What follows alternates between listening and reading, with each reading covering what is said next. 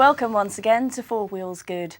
In today's show, Steve Parker, our American correspondent, will be telling us about the huge car aftermarket in the States.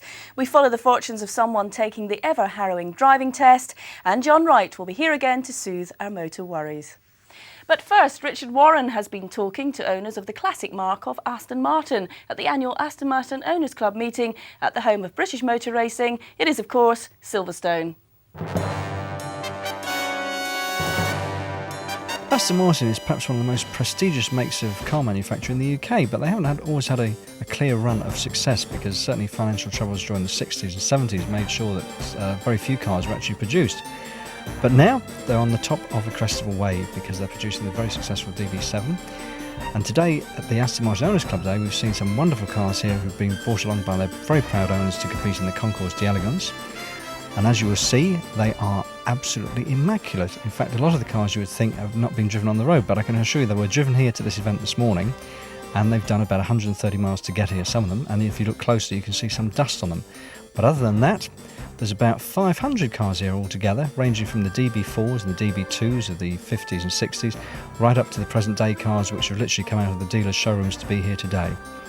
But what I can promise you is an absolute feast if you're into Aston Martins or indeed just like looking at old cars, because every single car here today has been lovingly restored by the owners, and they do look an absolute feast to the eye.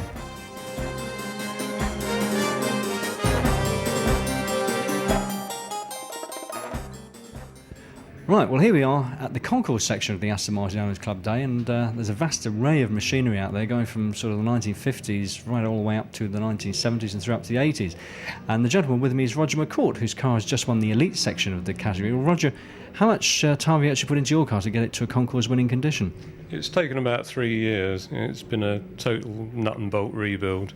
It was actually finished about a year ago. This is its second concours.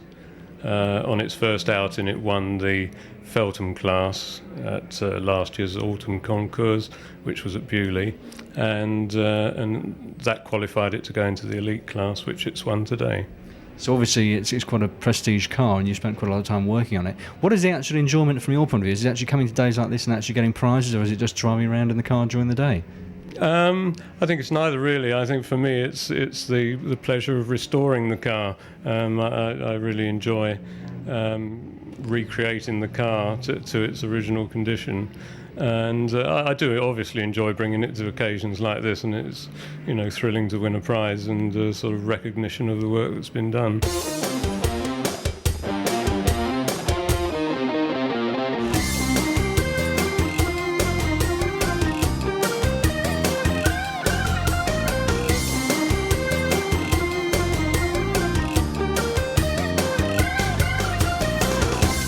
You would have to make sure that when you purchase a car, it is thoroughly inspected by an engineer who knows what he's looking for, an Aston specialist who knows the pitfalls of that particular model.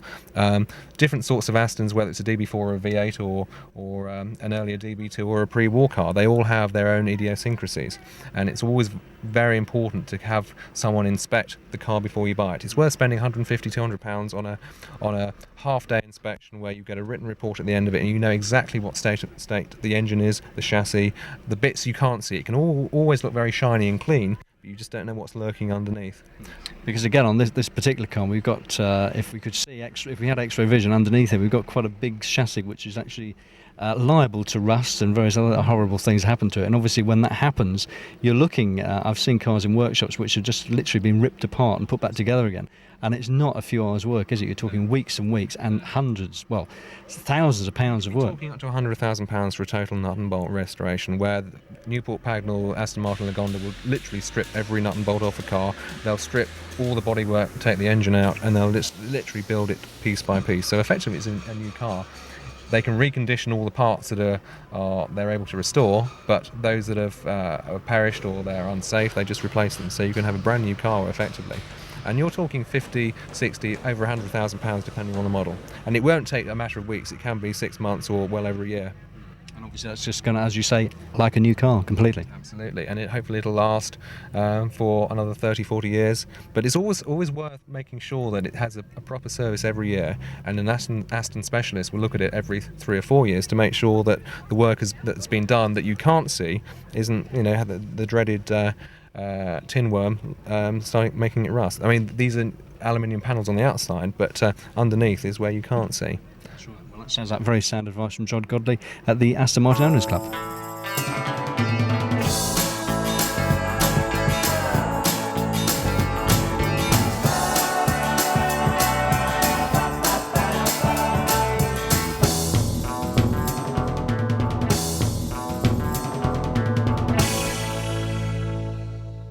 I can't believe they've got so many of them in one place. The Aston Martin, classic cars that anyone would be proud to own.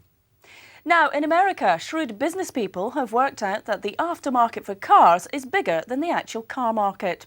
There are so many additions to present production cars that there is an organisation in the States called SEMA, the Specialty Equipment Manufacturers Association. Our man in Las Vegas, Steve Parker, went along to their annual conference. I'm Steve Parker at the SEMA show at the Las Vegas Convention Center. Join me for an inside look at the $18 billion automotive aftermarket industry.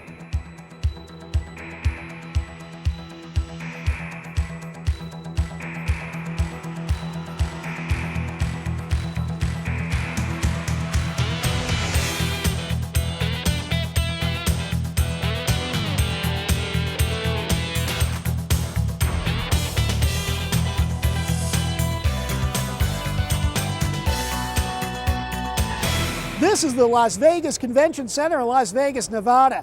Every year, more than 60,000 people representing over 3,500 companies from all over the world come to the Specialty Equipment Market Association show.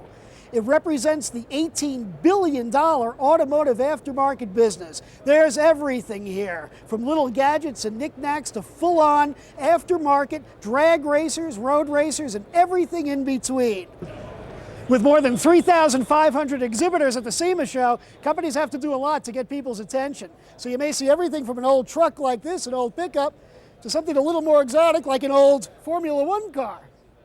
Feast your eyes on this. One of the original members of the old Speed Equipment Manufacturing Association was the Edelbrock Corporation. They're still here, and the son of the founder of the company still runs this company, which is now traded publicly on the stock exchange. His name is Vic Edelbrock. Well, actually, it was Revell that kind of brought us together, and we were a bunch of independent people, and you know, our competitors were competitors, they were enemies, and to get us all into one room was quite an occasion. And Revell brought us together and said, listen, you guys, you're going to need some legislation in your coming years, and if you don't start getting going on it now, it might be too late and you might be in trouble.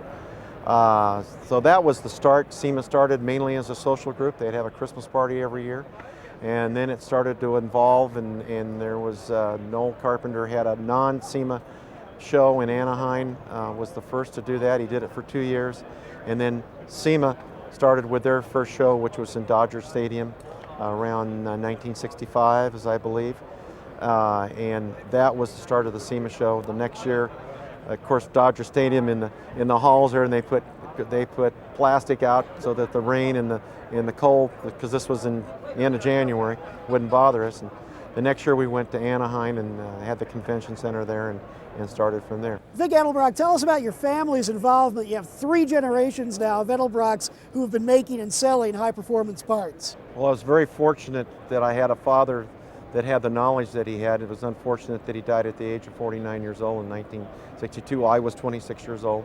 But he really set a foundation for me. And my father would always make a product that he could look you straight in the eye and say, it works, it's the finest product out there, it's the product that I'll use on my race car, and I'll go out and blow your doors off if I have to.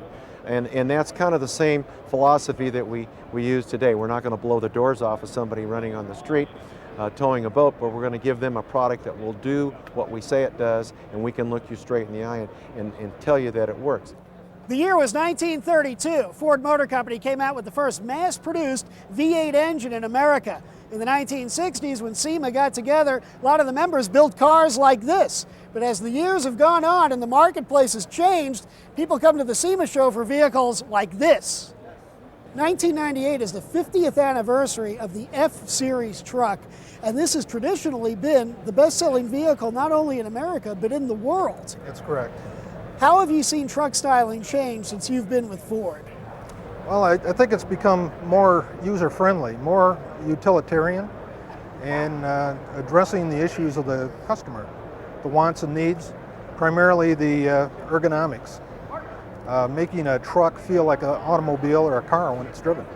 As a stylist at Ford Motor Company, how does your job get into the truck market? What do you do for Ford that helps them to sell trucks?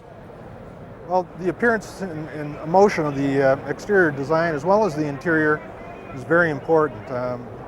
From the outside, it's highly emotional to convey the feeling of strength and power, and to give a person of high confidence that what we've done is a very reliable, strong vehicle.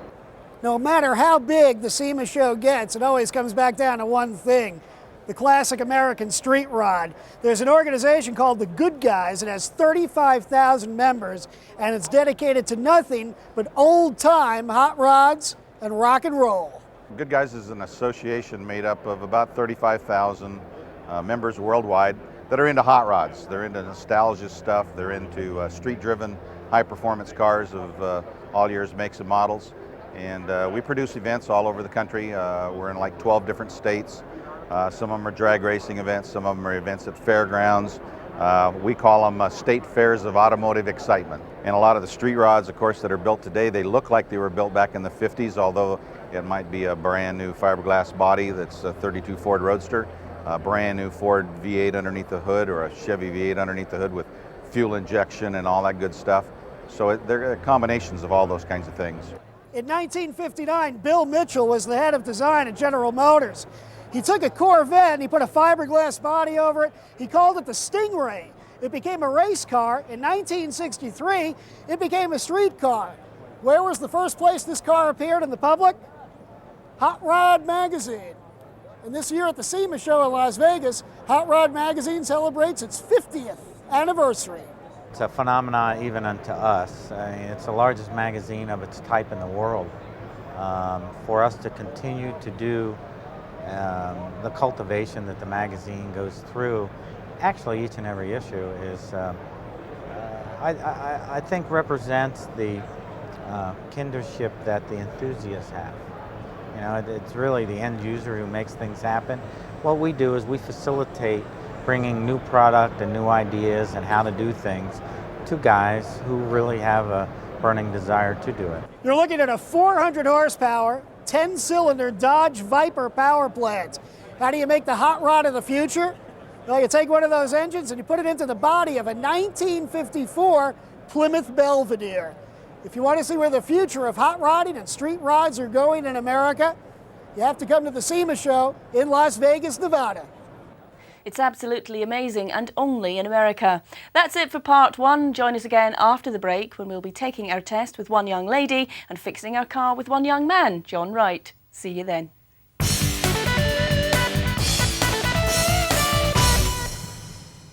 Welcome back to part two of Four Wheels Good. Now, many of us will remember the time or times we took our driving tests and think, thank goodness, we don't have to do that again. But for others, it's still to come. We followed one young hopeful as she became another candidate for that coveted piece of paper, the driving licence. We're about to meet Liz Cassidy. We've booked her onto an intensive driving course. Her test is just 7 days from now. Formidable challenge, but one that BSM accepted. Morning, Mark. Good You got her all booked in then? Yes, what we've done is we've been able to get the test for a week today. And what we recommend is arranging a 25-hour course in this week prior leading up to the test itself. What I'll do now is I'll go and get Paul, your instructor, for you, and I've put all the times and everything down on here. Okay? Thank you. Okay. How are you feeling, Liz? Nervous? Yeah, a little bit, but they assure me my confidence will grow as I spend a long time in the car each day. It's just a bit soon to have to take my test. Yeah. So there's no time to be lost, as instructor Paul Thornycroft knows. I'm going to start with the foot controls. Okay. The pedal on the right is your accelerator pedal. We're going to call it the gas pedal for sure. Just 7 days to the test, but is an intensive course the right way to learn? It depends on the particular individual, and somebody who is a slow learner, somebody who has a learning curve which falls fairly quickly, then obviously they don't want to do an intensive course. It must be a lot of pressure to do it all in a week. It does have advantage is that you don't forget things that you've learned in the first hour, and you don't have to recap on what you did in last week's lesson. So there are advantages. Next thing is visuals. Wait a minute, we're going to look in the mirror and look at the road ahead to make sure. Generally speaking, it's okay with it. held that you need 1.5 hours for every year of your life. What is the pass rate like? Well, the pass rate overall nationally is about 52%. And at the moment, the pass rate on intensive courses, as far as BSM are concerned, is above that national average. 7-day learner Liz Cassidy now has just 18 hours of tuition left. Instructor Paul Thornycroft gives a progress report. Lizzie's coming along nicely. We've had around about 7 hours tuition. We had a fault with the steering, which we're in the process of getting that corrected. Otherwise, fine. We've practiced moving away and stopping, and now we're on to the right and left turns. Don't steer to the right. Don't steer to the right on approach. Steer quicker now. Quicker, keep steering, keep steering. Liz now has 1 hour left before her test.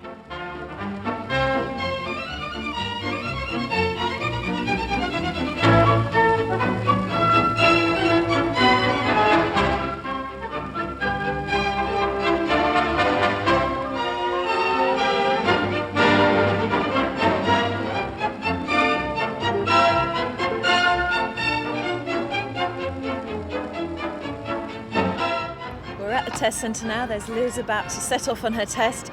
We'll just keep our fingers crossed. Instructor Paul Thornycroft can only wait, but time flies with a camera over your shoulder. Liz is due back any minute. And here she comes now. But what's the result? No sign from Liz. The suspense is unbearable. Will Paul and Liz be triumphant? Yes! I can only mean one thing. Hi, congratulations. Congratulations. I'm still shaking. Driving tests, the stress is worth it, but only just. It's time once again to wing our way over to join our mustachioed master mechanic John Wright for another edition of Inside Motors.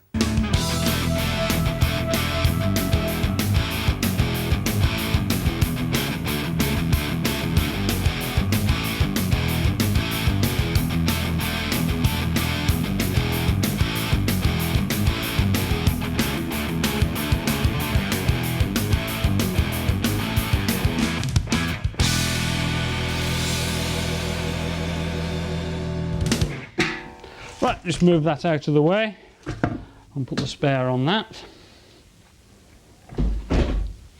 And just check the brakes.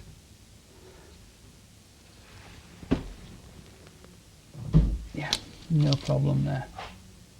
Yeah, there's plenty of meat on the brakes and the discs are wearing well. There's no big grooves in that. That's absolutely perfect. We'll just go and check the other side just in case, but I don't think we're going to have any problems. Before I put this back on, I'll get some grease on there. Okay, we'll go and get some grease. Right, that's the service virtually completed. What we've got to do now is just check it starts and check that there's no oil leaks or anything like that. Come on, let's get it started.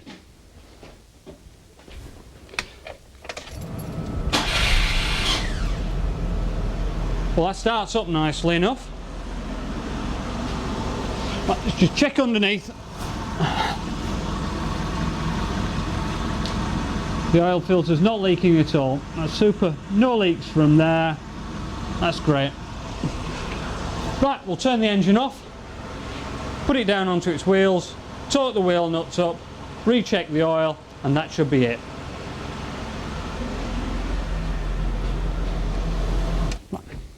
Right, let's get this jack.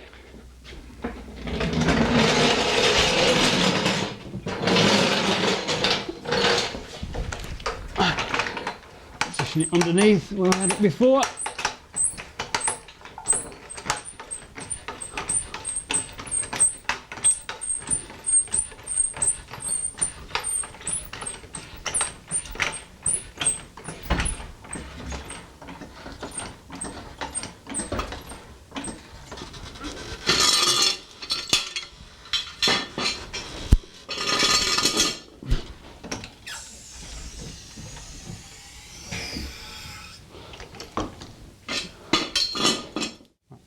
get the torque wrench and the extension.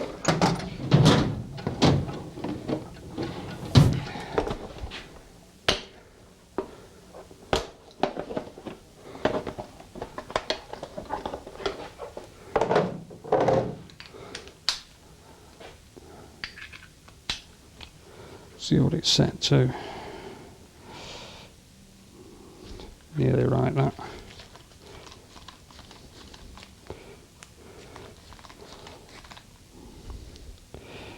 Which is about £65 foot. Right, that's set. Okay, torque these wheel nuts up.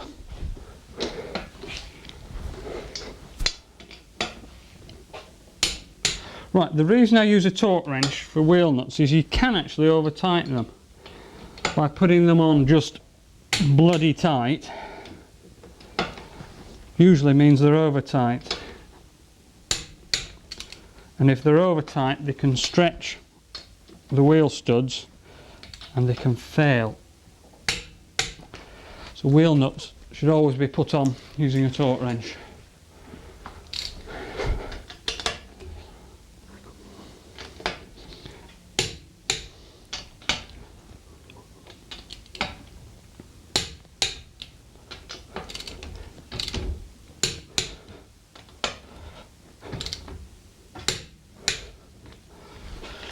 Right, that's the major work done.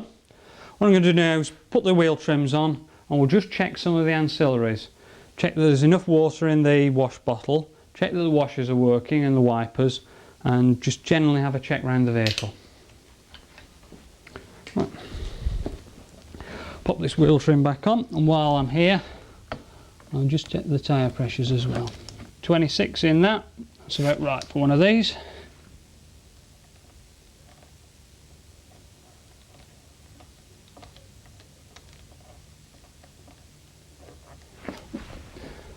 Do the other side. Thanks, John. See you next week. On next week's programme, Richard Warren goes karting, Stephen Vokins checks out how he can make his car more cosy, and we take another look at the Hyundai Coupe. See you then.